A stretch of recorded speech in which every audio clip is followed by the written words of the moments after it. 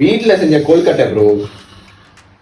இன்னைக்கு தேங்காய் கொழுக்கட்டை வீட்டுல செஞ்சது உள்ள நமக்கேன்னு வந்து மாட்டிருக்கு. ஆமா, இன்னைக்கு பிளானே இல்ல கொழுக்கட்டை சாப்பிடணும்னு. இவன் தான் வாயில கொழுக்கட்டை வச்சுட்டு சுத்திடுவான். இவர் தான் வாயில கொழுக்கட்டை வச்சுட்டு சுத்திடுவான். இன்னைக்கு வாயில கொழுக்கட்டை இல்ல, வீட்டுல கொழுக்கட்டை சாப்பிடும். ஆனா அதெல்லாம் வாயில தான் போடணும். அந்த மேல தேங்காய் இருக்குல்ல, அதை சாப்பிடும் போதுதான் ரொம்ப நல்லா இருக்கு.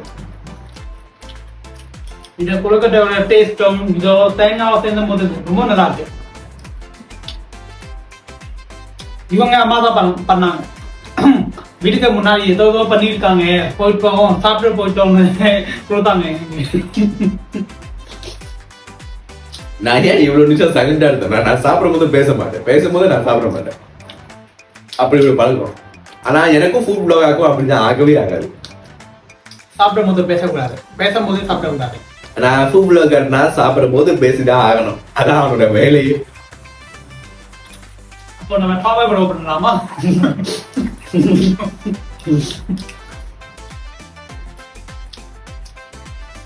ரொம்ப சாஃப்டா கிசின்னு நல்லா இருக்கு. இல்ல, நான் வீட்டுல வந்தப்போ தேங்காய் என்னமோ பண்றாங்க எங்க அம்மா. அது பார்த்துட்டு ஓ தேங்காய் என்னமோ பண்ண போறாங்கன்னு சொன்னேன். ஆனா சர்ப்ரைஸா ஒரு கொழுக்கட்டை வந்து உட்காட்டுனாங்க பாரு. உம்மாடி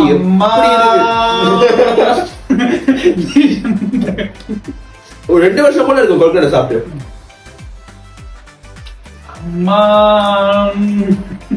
அது தமிழ் கலாச்சாரம். ஆமா, புளியா சாமிக்கு கொழுக்கட்டை நான் கொழுக்கட்டை எல்லாரும் வாங்க ஆல்வேஸ் கொழுக்கட்டை. ஆமாங்க, இது நம்ம வீட்டுல செஞ்ச கொழுக்கட்டை, தேங்காய் கொழுக்கட்டை. தேங்காய் அம்மா செஞ்சது. சொல்லுங்க bro, உங்க அம்மா செஞ்ச கொழுக்கட்டை உங்களுக்கு எப்படி இருக்கு? ரொம்ப பிடிச்சிருக்கா? சரி, எனக்கு இப்ப ஒண்ணு தோணுது. இன்னும் 5 வருஷத்துக்கு பின்னாடி உங்களுக்கு கல்யாணம் ஆயிடுச்சு, அப்ப உங்க பொண்ணு கொழுக்கட்டை பிடிக்குமா, அம்மாக்கு கொழுக்கட்டை பிடிக்குமா? இப்பவே மாட்டி விடுவோம். இப்ப கல்யாணம் வந்தாச்சு, இன்னும் 5 வருஷம் கல்யாணம் ஆயிடுமா? சாவ வர்றாங்க. ஆகணும். அதுக்கு போத எனக்கு கேட்ட மாதிரி ஒரு பொண்ணு பொறுத்து வைக்கணும். ஆமா, பொண்ணு இருக்கும்.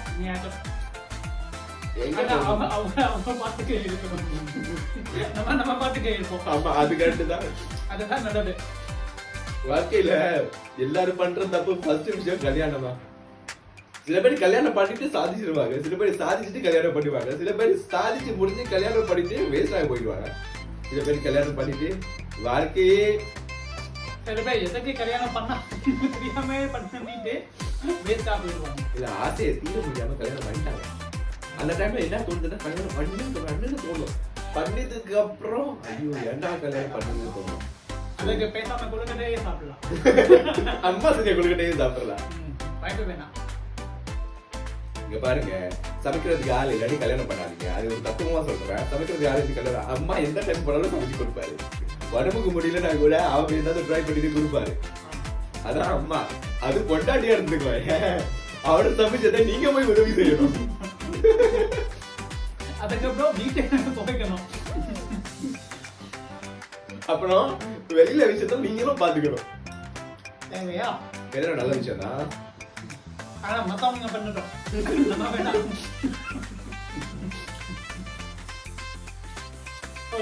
ஃபைனலியா இந்த தேங்காய் கொழுக்கட்டை எனக்கு ரொம்ப பிடிச்சிருக்கு. 10க்கு 9. எனக்கு 10க்கு 10 தான். எனக்கு ஒன்னு ரொம்ப ஓவரா சொல்ற மாதிரி இருக்கணும்னு நான் கொஞ்சம் படிச்சு சொல்லிட்டேன்.